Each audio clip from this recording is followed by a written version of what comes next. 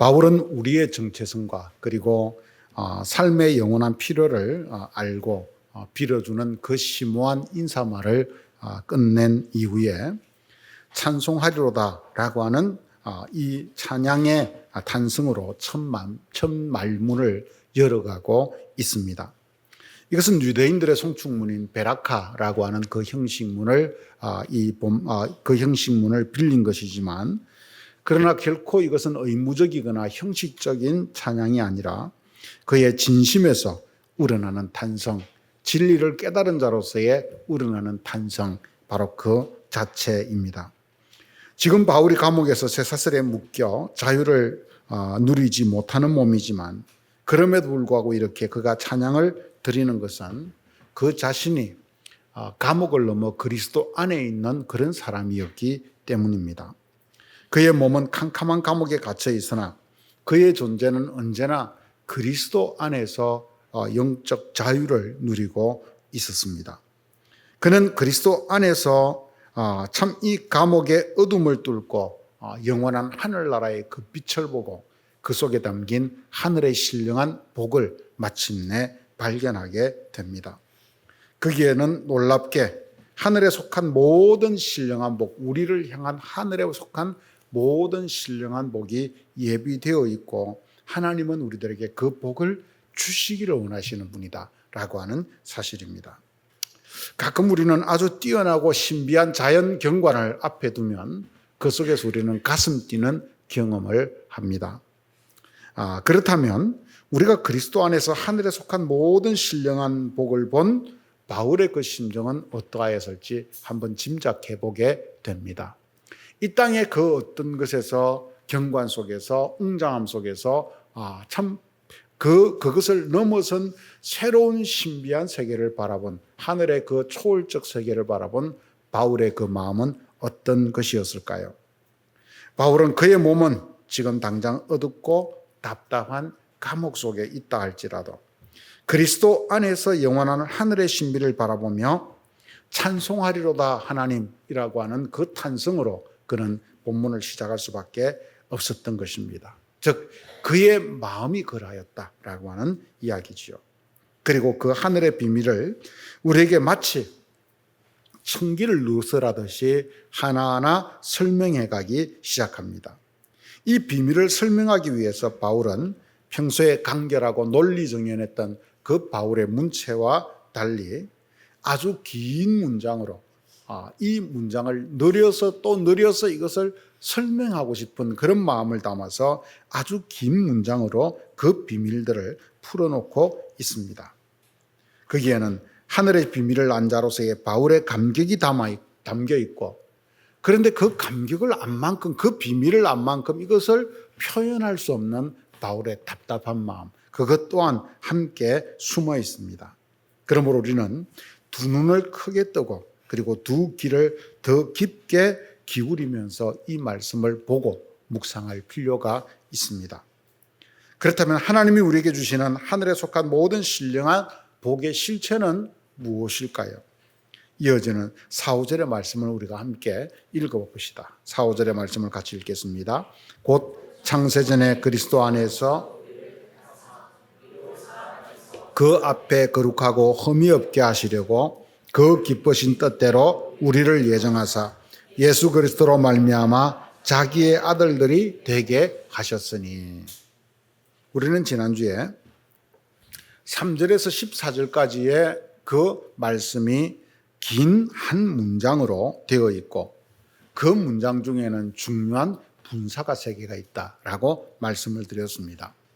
첫 번째가 3절에서 복 주시되라고 하는 말이고, 두 번째가 5절에서 예정하사라고 하는 말씀이고, 그리고 세 번째가 9절에서 알리셨으니라고 하는 단어라고 했습니다. 그 중에서 오늘 우리는 두 번째 중요한 단어 예정하사라고 하는 이 분사를 만나게 됩니다. 그 기쁘신 뜻대로 우리를 예정하사 예수 그리스도로 말미암아 자기의 아들들이 되게 하셨다라고 하는 이 놀라운 선언, 그것이 이 속에 담겨 있습니다. 바울이 그리스도 안에서 예수를 통해서 하늘의 신령한 복을 본 그 실체는, 첫 번째 실체는 바로 예정하사라고 하는 이 예정의 신비 속에 들어 있는 것입니다. 여기서 예정하사라고 하는 말은 헬라어로 프루리사스라고 하는 말인데 이것의 어근은 프루리조라고 하는 단어입니다. 이 프루리조는 프로라고 하는 말과 미리라고 하는 의미의 프로, 그리고 호리조, 경계를 정하다 혹은 정하다라고 하는 의미의 호리조라고 하는 두 단어가 합성된 단어입니다. 그래서 이것은 미리 정하다, 미리 정해두다라고 하는 바로 그런 의미를 담고 있는 단어입니다. 그러므로 예정하사라고 하는 이 단어는 하나님께서 당신의 뜻을 따라서 미리 정하고 결정해 놓으셨다라고 하는 그런 의미입니다. 여러분, 하나님이 무엇을 미리 정하셨습니까? 오늘 본문을 우리가 읽어가다 보면 우리가 하나님의 아들로 거듭나는 그 구원을 하나님께서 미리 정하고 계셨다라고 하는 이야기입니다. 그런데 바로 이 구원을 언제 정하셨습니까? 오늘 4절에서 그 답을 우리는 이렇게 찾아보게 됩니다. 곧 창세전에 그리스도 안에서 우리를 택하셨다라고 하는 말씀으로 말해주고 있습니다. 여기서 창세전이라고 하는 말은 프로카타볼레스 코스무라고 하는 말로 코스모스, 즉 우주의 기초가 놓이기 이전, 우주의 기초가 놓이기 앞서라고 하는 바로 그런 뜻입니다. 시간이 창조의 질서에 속한 것이라고 한다면 창세전이라고 하는 이 말은 시간을 초월한 영혼의 영역, 본래의 영역, 바로 그것을 우리들에게 말하고 있는 것입니다. 우리가 요한복음에서 보면 태초라고 하는 말이 바로 여기에 해당되는 것이지요. 그러므로 이 고백은 인간의 능력, 인간의 어떤 생각, 상상을 넘어선 초월적 고백인 것입니다. 즉 하나님의 그 사랑을 표현하는데, 하나님의 사랑을 발견하는데, 그는 이 하나님의 시간을 넘어서서 우리를 선택하신 그 선택의 비밀을 통해서 하나님의 사랑이 얼마나 놀라운가라고 하는 것을 우리들에게 말해주고 있는 것입니다. 여러분, 바울은 그리스도 안에서 하나님께서 우리에게 주시려는 신령한 복, 바로 그 예정을 통한 구원의 신비를 그는 발견합니다. 그 출발점은 초월적 하나님의 사랑 속에 담겨 있다라고 하는 이야기입니다. 시간과 공간을 넘어선 초월적인 하나님의 사랑. 그 사랑이 얼마나 놀라운지 하나님은 이 세상을 창조하시기 이전, 시간이 시작되기 전부터 이미 우리를 구원하시려고 택하고 작정하고 계셨다. 우리를 만들기 전부터, 이 우주를 만들기 전부터 우리를 구하려고, 우리를 구원하기 위해서 예정하고 작정하고 계셨다. 이런 이야기입니다. 왜 그랬을까요? 우리를 사랑하시기 때문이죠. 하나님은 사랑이기 때문이죠. 그래서 우리는 여기에서 하나님 아버지의 절대적 사랑을 깨닫게 되는 것입니다. 그리고 바로 이 예정의 신비 속에서 하나님의 절대적 사랑을 깨닫는 순간 우리는 우리의 삶 속에서 일어나는 모든 의심과 물음들을 잠재우게 되는 것입니다. 저는 어렸을 때 신앙생활을 하면서 그 교회를 다니면서 좀 철이 들면서 늘 창조 이야기를 들으면서 창조 이야기를 또 보면서 그 속에서 떠나지 않는 물음이 있었습니다. 하나님이 선악과를 만드셨다라고 하는, 하나님이 선악과를 만들지 않으셨다라고 한다면 우리에게 죄가 없지 않았을까? 왜 하나님은 굳이 선악과를 만들어서 우리로 하여금 그것을 따먹는 죄를 저지르게 했을까? 하나님은 왜 굳이 선악과를 두어서 인간이 범죄하도록 만들었을까? 그것이 없었다면, 그 근원을 없앴다면 인간에게 죄도 없지 않았을까? 그러면 구원이라고 하는, 또 인간의 고통이라고 하는 이런 문제들도 없지 않았을까라고 하는 근본적 의심과 물음들이 언제나 제 속에 있었습니다. 이 물음은 제 신앙의 한켠에 신앙의 의심으로 항상 자리 잡고 있었습니다. 어떻습니까? 여러분은 어떠셨는지요? 그런 물음을 갖지 않으셨는지요? 그리고 그런 물음을 가진 제게 어느 누구도 시원한 답을 해주는 사람은 아무도 없었습니다. 아마 이것은 어쩌면 지금도 우리가 묻고 있는 물음일 수도 있습니다. 그런데 우리는 오늘 본문 속에서 바울이 털어놓는 바로 이 하늘의 신비, 하나님의 그 예정의 신비 속에서 그 물음에 대한 답을 우리는 얻게 됩니다. 하나님은 창조 이전부터 이미 우리를 구원하셔서 하나님의 자녀 삼으시려고 택하고 예정하셨습니다. 다시 말해서 하나님께서 창조하신 그 에덴에서 인간이 선악과를 따먹고 죄를 짓는다 할지라도 하나님은 이미 그런 우리를 용서하고 구원하시기 위한 예정을 해놓고 있었다. 이런 이야기인 것이지요. 그래서 하나님은 에덴 동산을 만들고 하나님의 형상을 가진 아담과 하와에게 당신을 대신하여서 에덴을 대신 다스릴 수 있는 그 하나님의 모든 권한을 그에게 부여하시면서 피조물인 인간에게 자신이 피조물임을 잊지 않도록 하나님의 영역, 신의 영역으로 들어오지 않도록 선악과와 생명나무라고 하는 경계선을 두신 것입니다. 이 선악과와 생명나무는 그것을 먹는 날에는 하나님처럼 된다라고 하는 그 유혹 속에 넘어갔던 것처럼 하나님과 인간 사이의 경계였다라고 하는 이야기입니다. 혹 인간이 바로 그 선악과를 따먹는 잘못을 저지른다고 할지라도 당신의 사랑으로 거룩한 하나님의 자녀로 다시 삼으실 작정, 결정, 바로 그것을 하나님이 하고 계셨다라고 하는 이야기입니다. 이 결정 속에서 하나님은 선악과를 두셨다라고 하는 이야기지요. 이것은 우리에게 있어서 마치 부모와 자녀의 관계를 생각해 보면 우리가 조금 더 이해가 쉬울 것 같습니다. 부모는 자녀를 낳고 키웁니다. 그런데 그 자녀는 결코 부모가 원하는 길, 부모가 이야기하는 그 선한 길로만 가지 않는다는 사실을 부모들도 너무도 잘 압니다. 그럴 수 있다는 것을. 하지만 부모는 어떤 일과 잘못에 대해서도, 자녀의 그 어떤 일과 잘못에 대해서도 이미 용서하고 용납할 마음을 이미 작정하고 있는 것입니다.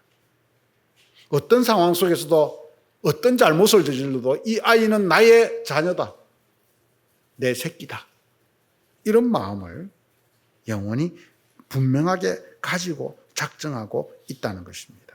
왜냐하면 그 자녀를 사랑하기로 이미 작정한 사람들이 부모이기 때문입니다. 부모가 자녀를 사랑하는 것은 어떤 조건 때문이 아니지요. 내 자식이기 때문에, 즉 한 걸음 더 나아가서 내가 사랑하는 자식이기 때문에 그렇다라고 하는 이야기입니다. 그래서 우리는 자녀가 잘못할 수 있음에도 불구하고 때로는 자녀가 잘못을 해도 우리는 세상에 내어놓을 수 있고 그런 자녀를 받아들여 주는 것입니다. 세상 그 어떤 것보다도 자녀에 대한 부모의 사랑이 더 크기 때문입니다. 창세전부터 우리를 택하시고 예정하신 하나님의 사랑도 마치 이와 같다라고 하는 이야기입니다. 하나님은 이미 우리를 사랑하기로 작정하셨습니다. 이미 우리를 구원하고 영원한 생명의 길로 이끌기로 하나님은 예정하셨습니다. 그래서 선악과를 따먹더라도 사랑할 작정, 범죄를 하더라도 구원할 작정, 바로 그것을 예정하셨기에 하나님은 동산 중앙에 선악과를 두었다라고 하는 바로 그런 이야기인 것입니다. 바울은 그리스도 안에서 바로 이 하나님 아버지의 청량할 수 없는 근원적 사랑을 그는 깊이 깨달았습니다. 우리가 죄를 짓는다고 해도 우리를 위해서 아들을 보내어서 용서하실 그 크고 높고 깊은 하나님의 사랑의 그 작정을 그는 보았고, 더구나 그것이 이 세상이 창조되기 이전, 인간이 죄를 짓고 나서부터가 아니라 이 세상이 창조되기 이전 바로 그 초월적 시간에 이미 하고 계심을 그는 보았던 것입니다. 그래서 바울은 감히 인간의 능력을 넘어선 초월적 고백을 오늘 이 본문을 통해서 하는 것이지요. 온 우주의 기초를 놓기 전, 즉 창세전에 하나님은 이미 우리를 택하고 예정하셨다. 그러니 그 이후에 어떤 일들이 일어난다 할지라도 하나님의 구원 계획은, 하나님의 구원의 사랑은 끊임없이 진행된다. 우리는 그 사랑을 벗어날 수 없다. 바로 그것을 우리들에게 보여주고 있는 것입니다. 바로 이 사랑을 깨닫는 순간 어떻습니까? 우리의 마음속에 묻혀있던 모든 의심의 구름은 다 사라져버리고 맙니다. 하나님이 왜 선악과를 만드셨어? 라고 우리는 묻지만 하나님은 그래, 너희가 따먹는다고 할지라도, 그 죄를 짓는다고 할지라도 나는 너희를 자녀 삼기를 포기하지 않았어. 나는 작정했어. 라고 하나님이 이미 말씀하고 있다라고 하는 이야기입니다. 그러므로 우리는 그리스도 안에서 우리를 향한 이 하나님의 사랑에 대한 확신에 이르러야 합니다. 우리의 신앙의 가장 중심은 바로 이 하나님의 사랑에 대한 확신, 하나님의 존재에 대한 확신이기도 하지만 하나님의 사랑에 대한 확신이어야 합니다. 그래서 하나님의 절대적 사랑을 확신할 때 거기에서 주어지는 진리가 주는 자유함, 진리가 주는 넉넉함, 그 속에서 우리는 더욱더 너그러운 사람, 더욱더 여유로운 믿음의 신자들이 되게 되는 것입니다. 요즘 나라에 새로운 정권이 출범을 하면서 특검이 가동이 되고 있는 것을 보게 됩니다. 그런데 그 압수수색을 하는 현장 가운데 보면 그 사건들의 배후 속에 무속이라고 하는 그림자가 항상 드리워 있음을 우리는 보게 됩니다. 즉 무속을 의지했다라고 하는 이야기죠. 한번 생각해 보십시오. 대한민국의 최고의 지도자 자리에 오를 만큼 배운 사람, 가진 사람들이 왜 오히려 다른 어떤 것도 아니고 무속, 용암 무당을 찾아가서 점을 보고 구설할까요? 우리보다 지식이 모자라서 그럴까요? 아닙니다. 인생이 불안해서 그렇습니다. 왜 불안합니까? 우리의 한계를 넘어선 초월적 존재가 자기에게 있는 것을 애군을 가져와서 내 것을 빼앗아 버릴 것 같은 그런 두려움이 항상 그 속에 내재하고 있기 때문입니다. 하나님을 믿지 못하고 무속적 신앙을 가진 사람들은 왜 그렇게 불안해할까요? 자기가 믿는 그 신이 우리가 잘 되는 것을 질투하고 빼앗아가는 존재라고 여기기 때문입니다. 그러니 얼마나 저급한 신관을 가지고 있는지 모릅니다. 그래서 불안해하고 점쟁이나 무당들은 그 불안을 부추깁니다. 이것 하지 않으면 애군이 몰아쳐. 이것 하지 않으면 이거 뺏겨. 그러니까 이렇게 해야 돼. 몇 날 며칠 몇 시에 이런 걸 해야 돼 라고 말하면 비싼 돈을 주고 구슬하고 그것을 행하는 것입니다.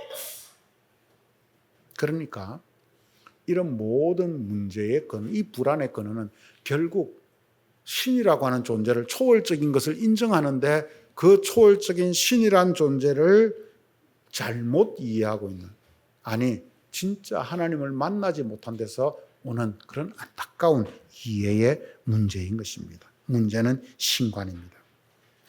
그렇다면 우리는 어떤 하나님을 믿습니까? 우리는 그리스도 안에서 그리스도를 통하여 하나님이란 존재를 새롭게 만났습니다. 그리스도 안에서 그를 통하여 하나님을 만나면서 우리는 무엇을 깨닫습니까? 하나님은 사랑이다라고 하는 것을 깨닫는 것이죠.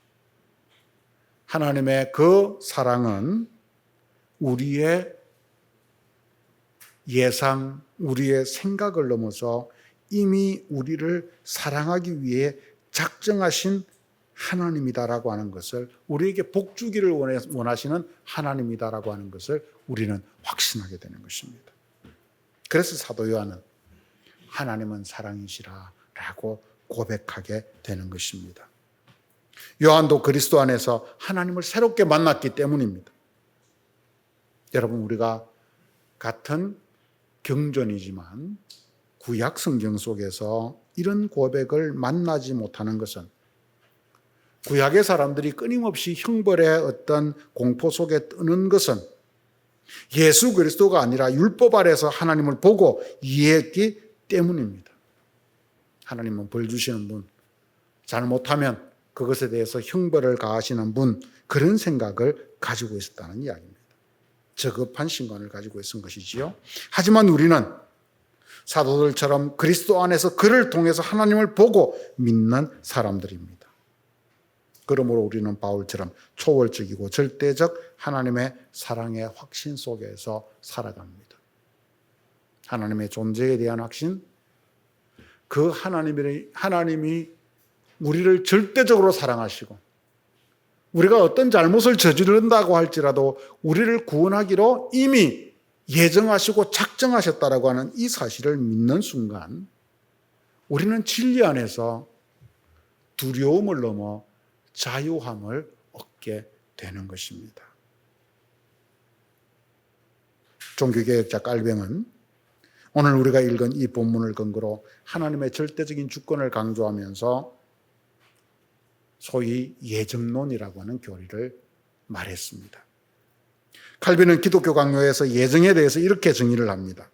하나님께서 어떤 사람들은 영생에, 어떤 사람들은 영벌에 이르도록 영원히 정하신 하나님의 영원한 작정이다, 이렇게 말합니다.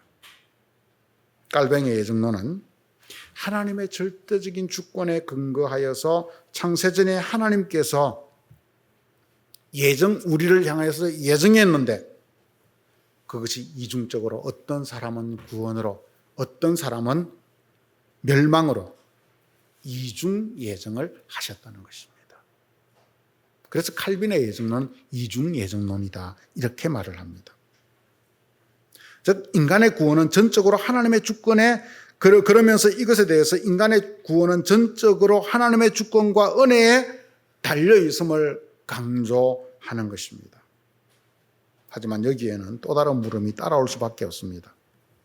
어떤 물음입니까? 저도 물었고 여러분들도 물었을 것입니다. 사랑의 하나님이 왜 모두를 구원의 대상으로 선택하지 않으셨는가? 왜 이중적 예정을 하셨는가? 왜 예수님은 모든 일을 위해서 속죄의 제물이 되셨다고 성경은 말하는데 누구는 구원으로 선택하시고 누구는 영벌로 선택하셨다는 말인가? 그것을 가른 기준은 무엇인가? 여기에서 우리는 하나님의 사랑을 어떻게 이해해야 되는가라고 하는 물음들이 끊임없이 선악과처럼 끊임없이 따라옵니다. 물론 칼뱅은 이 구원을 받을 자가 그리스도 안에서 선택되었음을 분명히 하면서 선택과 이 유기의 구분을 하나님의 비밀에 속한 결정, 하나님의 주권으로 받아들입니다. 즉 하나님의 주권, 하나님의 결정이다라고 하는 말로 모든 의심을 잠재웁니다. 하지만 우리 속에 이것에 대한 물음은 끊임없이 올라오죠. 그래서 여기에 대해서 20세기의 위대한 신학자였던 칼 바르트는 이런 물음에 대한 답을 그의 교회 교이학에서 이렇게 내어놓습니다. 칼 바르트는 이 전통적인 칼빈의 이중 예정론을 한편으로 비판하면서 예정의 중심을 예수 그리스도에게 두는 그리스도 중심적 예정론을 말합니다. 그는 예수 그리스도를 하나님의 선택의 주체이자 대상으로 봅니다. 즉 예수는 선택하시는 하나님이자 선택된 인간이다 라고 하는 이야기죠. 그래서 정죄마저도, 우리가 당할 정죄마저도 예수 그리스도 안에서 예수 그리스도께서 대리적으로 이루어졌다. 하나님은 예수를 예정하심으로써 그 예수 그리스도를 통해서 우리의 모든 형벌을 대신 받게 하셨다는 것을 주장하는 것이죠. 그래서 바르트는 하나님이 예정하신 것은 예수 그리스도이고 칼뱅의 이중 예정과 달리 모든 인류는 그리스도 안에서 그 선택된 예수 그리스도를 통해서 은혜의 대상, 구원의 대상이 되었다라고 말하고 있는 것입니다. 즉 하나님은 예수 그리스도를 선택하심으로 모든 사람을 그리스도 안에서 구원의 대상으로 택하셨다는 것입니다. 그러므로 모든 인간이 그리스도 안에서 선택되었음을 선포하는 것이 교회의 사명이고 그것을 전하는 것이 교회의 역할이라고 강조합니다. 그 은혜를 따라서 인간은 자기의 자유의지 속에서 믿음의 길을 선택해야 하는 것이지요.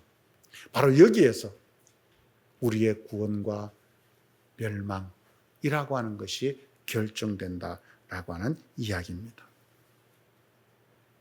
그래서 바르트는 예정교리를 두려움이 아닌 복음의 총체로 이해하였고 복음의 요약이자 마침내 사랑의 교리로 보았다라고 할 수 있습니다. 그래서 깔뱅의 이중 예정론으로 인해서 생기는 많은 물음들을 그리스도 중심적 예정론을 통해서 보완하였던 것을 우리는 보게 됩니다. 여러분, 오늘 우리가 본문 말씀을 통해서 만나는 예정론, 즉 하나님이 우리를 예정하셨다라고 하는 말은 어떤 것입니까? 바울은 그리스도 안에서 하늘에 속한 모든 신령한 복의 실체로서의 예정을 말합니다. 즉 하나님의 예정은 그리스도 안에서 일어나는 일이다. 그리스도 안에서 그리스도를 통해서 일어나는 일임을 오늘 본문은 우리들에게 보여주고 있죠.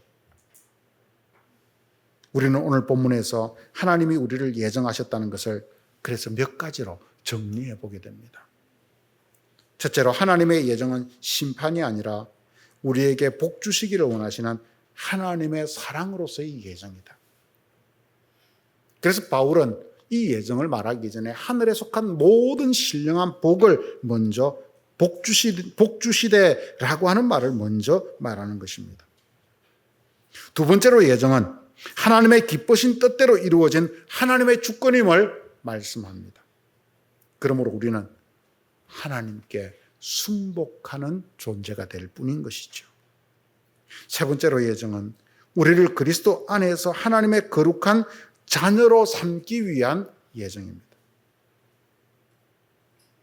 여기에서 누구는 영벌, 누구는 영생이라고 하는 그런 이 이중적인 이야기를 하고 있지는 않습니다.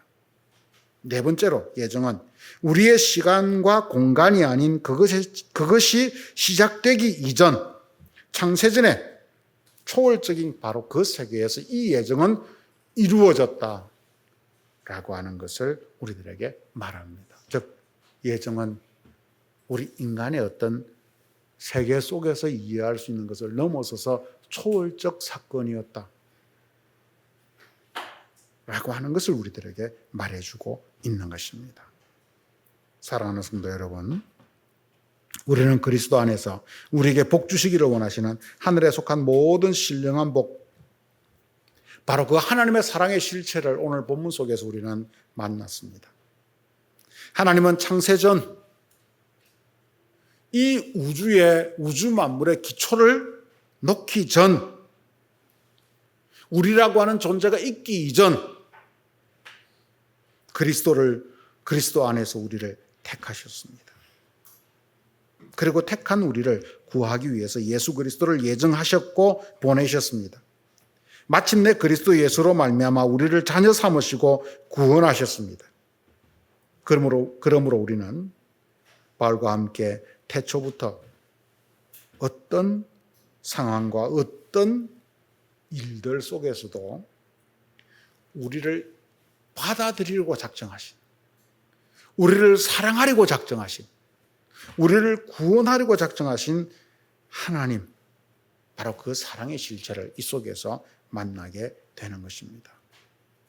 태초부터 우리를 사랑하고 용서하고 구원하기 위해서 작정하신 바로 그 하나님의 놀라운 사랑을 누가 막을 수 있습니까? 바로 이런 사실을, 하나님의 사랑을 깨달은 바울은 세상 그 어떤 것도, 세상의 그 어떤 영적인 것도, 또 이 땅에 있는 어떤 권력도, 그 무엇도 우리를 그리스도 예수 안에 있는 하나님의 사랑에서 끊을 수 없다라고 로마서 8장에서 우리들에게 선언하고 있는 것입니다. 그러므로 이 사랑의 확신 속에서 우리는 사랑받고 하늘에 속한 모든 신령한 복을 받기 위해 태어난 자들임을 잊지 맙시다. 하나님은 우리를 질투하거나 우리가 잘 되는 것을 빼앗거나 그래서 우리를 골려주거나 그렇게 하시려고 하시는 분이 아니시다. 하나님은 하늘에 속한 모든 신령한 복을 우리에게 주시고자 하시고 그 복을 주시기 위해서 이미 창세전에 우리를 택하시고 그리스도를 예정하셨다라고 하는 이 놀라운 사랑의 바탕 위에서 우리는 하나님을 보아야 하는 것입니다. 그러므로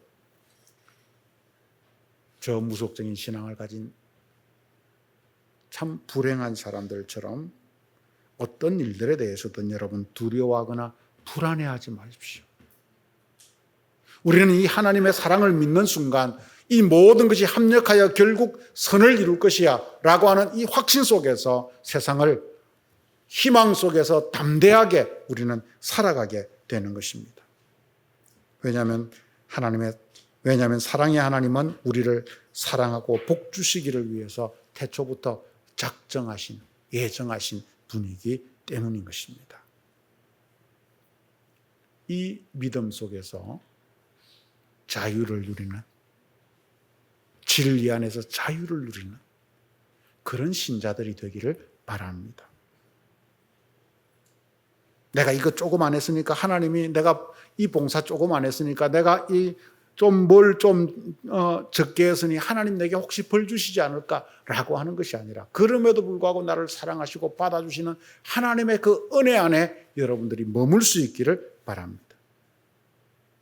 그러므로 우리를 예정하신 하나님의 뜻과 그 사랑 속에서 그 복과 은혜를 누려가는 성도들. 그래서 정말 진리 안에서 풍성한 믿음의 삶을 누려가는 저와 여러분들이 되시기를 주님의 이름으로 간절히 축원드립니다. 같이 기도하겠습니다. 하나님의 은혜를 감사합니다. 오늘도 저희들에게 귀한 시간을 주셔서 주의 말씀을 우리가 함께 듣고 깨닫게 하시니 감사합니다.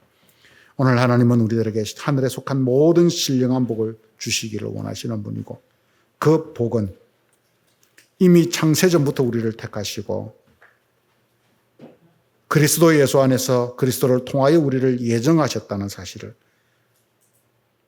우리를 구원하기로 작정하셨다는 사실을, 어떤 상황 속에서든 우리를 사랑하기로 작정하셨다는 바로 그 사실에 대한 결정임을 우리는 깨달았습니다. 하나님 이 사랑에 하나님의 그 은혜와 결정 속에서 예정 속에서 살아가는 자들이 바로 우리 자신들입니다. 이 은혜를 우리가 다시 한번 누리고 깨닫고 그래서 그 하나님의 사랑 속에서 우리의 삶을 새롭게 살아가는 그런 인생들이 되도록 인도하여 주옵소서. 율법적 신앙, 무속적 신앙 속에서 두려워 떨고